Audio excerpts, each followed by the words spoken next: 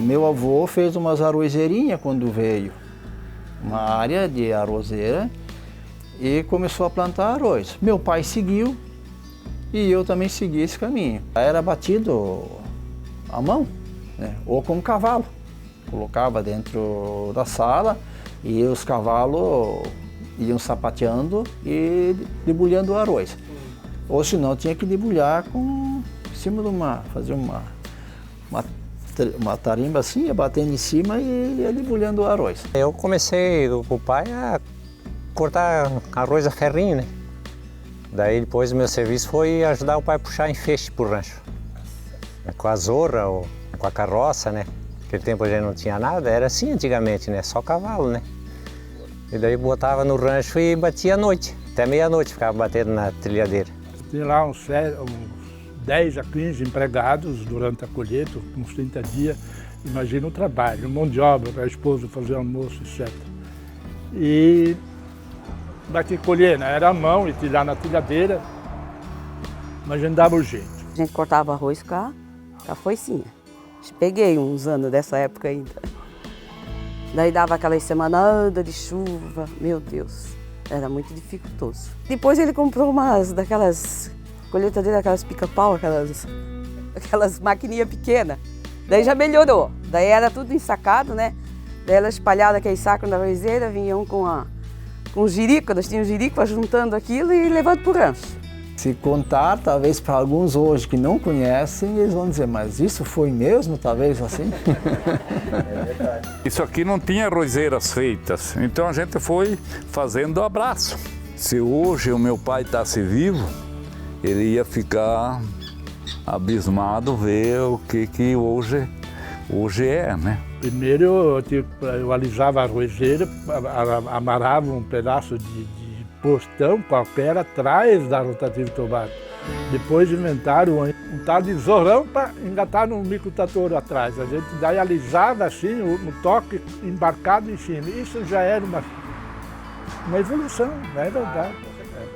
A maioria das vezes com empregado para arrancar feijão, manual, arrancação de mandioca, era tudo manual, carregado tudo à mão, no caminhão. A rotina era tirar leite de vaca, tirar trato, depois pegar cavalo para ir para a roça, trabalhar. Muito serviço era feito de enxada, à mão mesmo, né? Limpado o valo, tudo à mão. Não era dificuldade porque a gente estava acostumado já. Se fosse voltar para trás era problema. Era a enxada. Não tinha trator, a enxada e terras que era mais ou menos dava para parar com cavalo, né? Porque trator não existia. Isso nem Ourico não tinha trator naquela época. Quando eu falo dessas roças de mandioca, para arrancar 150 toneladas, era tudo à mão. Para limpar era tudo com enxada, não tinha a herbicida para matar o mato, como hoje. Era tudo feito com enxada. Em 71, aí começou aquela era verde que eles falavam, que veio o adubo. Até ali não tinha nada de adubo, nada de semente híbrida. E aí também veio as primeiras máquinas plantadeiras com tração animal. Quando eu nasci, na minha época, ainda era tirar leite à mão. Algo que eu não consigo imaginar hoje, né? Não tem nem condições, né? A produção das vacas também, né? 20 anos atrás, 10, 12 litros por vaca. E hoje também, já vacas com um pico de 30 litros por dia, né? As primeiras 3 ordenhadeiras que vieram para cá, foi uma para nós, uma foi para o Chinque e uma foi aqui no outro lado. Foram as 3 máquinas, quando ninguém conhecia a ordenhadeira ainda. Então vieram 3 máquinas ordenhadeiras para nossa região e uma foi aqui, né? Foi a nossa. Então eles trouxeram um Kombi, aí a gente andou com ele na exposição, aí buscando o trato e fazendo demonstração. Nós tínhamos uma vaca lá, demonstração da máquina ordenhadeira, né? Lá na festa. Ficou muito mais fácil, né? Ficou muito mais fácil. Com o passar dos anos, cada vez foi melhorando mais, né? Uma vaca, uma época atrás, o cara para produzir 15, 20 litros era muito difícil, né? Hoje tem vaca aí produzindo 50 litros, 60 litros. Aí evoluiu. Aí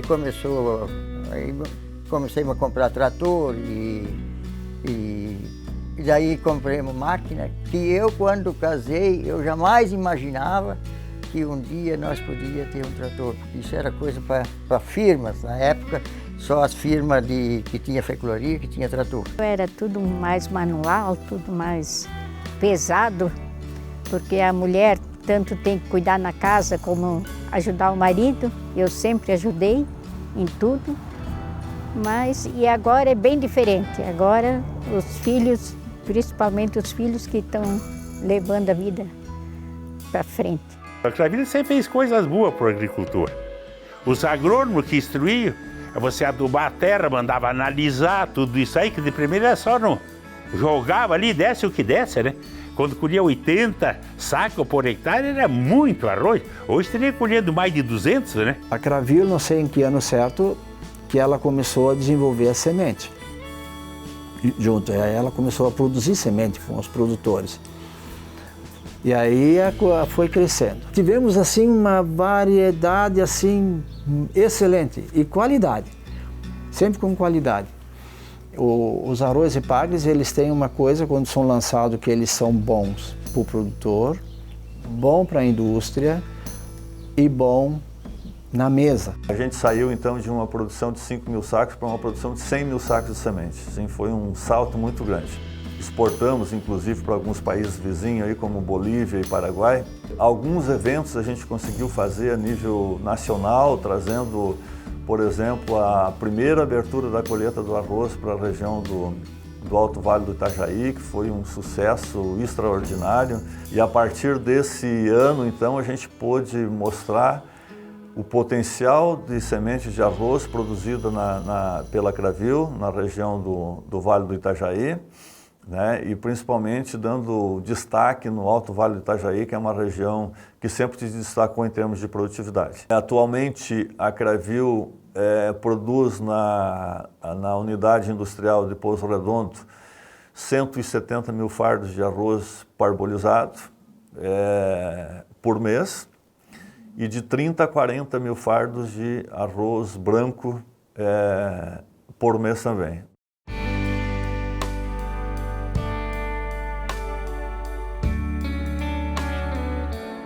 O mercado de soja era um mercado promissor para o nosso agricultor aqui. E o agricultor saiu na frente. Só sabia botar a semente na plantadeira e plantar. Não sabia a trabalhar com ela. E ali entrou a Cravil, que deu suporte, e veio os técnicos que deram para nós tudo o que nós precisávamos saber, eles passaram para nós, né? Até a gente sabe que a média nacional é bem inferior à nossa média aqui. Então, isso eu acho que vale aos técnicos da Cravil que ensinaram nós e estão dando todo o suporte que nós precisamos para tocar a agricultura sem perder produção. Em 90, 80, não tinha praticamente nenhum produtor que era profissionalizado em produzir leite. Então era uma produção caseira, principalmente tocada pelas mulheres das propriedades, né? E que era um segundo, terceiro ponto da propriedade economicamente. Quando nós estávamos aí assim, era um pedacinho de mombaça, um pedacinho disso, um pedacinho daquilo, pastinho comum, essas coisinhas assim. Aí veio com a ideia da gente implantar o GIGS. Não conhecia, tinha ouvido falar muito, mas não conhecia. E se adaptou super bem aqui. Foi um processo assim, no início, uns 2, 3 anos, só de implementação de pastagem, para ver manejo, né? A gente apanhou no começo porque a gente não sabia de fato como é que era, apesar de já ter uma tecnologia. Mas o lugar aqui na região sul, a Embrapa ainda não tinha desenvolvido esse projeto. Então os primeiros 2, 3 anos, 2008, 2009, 2010, foram de aperfeiçoamento na técnica para que a gente pudesse estar desenvolvendo nessa região aqui. E a gente botou um sistema moderno de irrigação, onde você só liga os motores, ele faz tudo na questão de programar os setores. E dali para frente, a minha produção foi constante, porque não faltou mais pasto. Em 1985, quando que o comecei a trabalhar com leite, a Cravil tinha 5.006 produtores de leite e produzia em média 60, 70 mil litros de leite mensais, né? Então vê que era um número muito grande. Nesse período que começou em 90, né, começou a profissionalização um pouco maior, né? Nos anos 90, a Cravil foi participar de um projeto de importação de novilhas, né, onde que nós importamos mais de 6 mil novilhas holandesas do Uruguai e da Argentina, né? Aí então começou a profissionalização, mais produtores passaram a ver o leite como um gesto de melhor economia e melhor bem-estar da família na propriedade. O volume de leite recebido pela Cravil atualmente está em 19 milhões de litros de leite ao ano, né? Tanto na tecnologia, transferência de tecnologia hoje para nós, né? Toda a tecnologia que a gente está tendo no campo hoje, eu estou tendo através dela, tanto no leite como na pastagem, toda, né? Toda a tecnologia a gente está pegando de lá. Como fornecimento dos insumos, né? Todos os insumos que a gente tem na propriedade é através da cooperativa. Sobre os concentrados, sobre as adubações, né? Toda essa parte como se diz, é um casamento. Nós mandamos para lá e elas devolvem em mercadoria, né? O polo tecnológico irradiou muitas tecnologias e que são bem consistentes com relação à nossa região e à região da Serra Catarinense, né? Nós implantamos esse trabalho de extensão tecnológica, né, até para começar a atender melhor a nível regional essas diferenças regionais que existem na área de atuação da Cravil. Eu acho bem bacana o trabalho que a cooperativa faz com os dias de campo, né, que é preparado. Então ali a gente todo ano busca coisas novas, né? Então lá já tem um cenário assim que apresenta bastante coisa nova para os associados, né? Que a gente foi evoluindo na questão da produção, né? Além de todo o preparo do solo, a questão da novas tecnologias que a Cravil nos fornece, né? E o detalhe que a gente, isso gratuito, né, para o proprietário, né?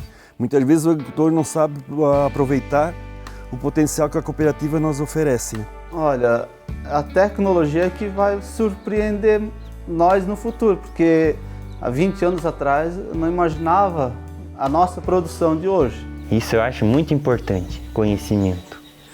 Porque assim, dizer assim, eu sei para esse ano, para a próxima safra talvez eu já tenha que ir lá e aprender mais alguma coisa nova, porque vai mudando, né? O que era bom, talvez esse ano, na próxima safra já não vai mais ser tão bom. Então conhecimento para mim é bem importante, sim. Nós estamos tendo a oportunidade de estar iniciando ainda, né, com uma atividade de cereal de inverno na região. Espero que para os próximos anos isso venha aumentar de forma significativa aí a área plantada, porque tem tudo para que isso aconteça, né? Nós saímos com produtividades de milho de 70, 80 sacos por hectare, onde hoje a gente tem produtividade de 150, 180, algumas, né, não média, mas algumas propriedades produzindo acima de 200 sacos por hectare, que hoje é normal produzir isso, né? Nós tivemos o caso do arroz irrigado, então, na produção de sementes, saindo de importador de semente para exportador de semente, né? Uma grande evolução que teve. Eu sempre falo para a minha equipe que a gente precisa ser referência naquilo que faz, né? Porque a partir do momento que tu é uma referência, né, tu cria credibilidade. Se nós não acompanharmos a evolução, certamente nós estamos fadados a ser pobres e miseráveis. Não adianta, vamos dizer, a gente pensar assim, eu preciso ser grande para então avançar, para conquistar, para fazer com que tudo aconteça, né? Não preciso ser grande, eu posso ser pequeno, mas eu tenho que ser eficiente, né? Eu tenho que acreditar naquilo que eu faço, né? e fazer no momento certo as coisas certas.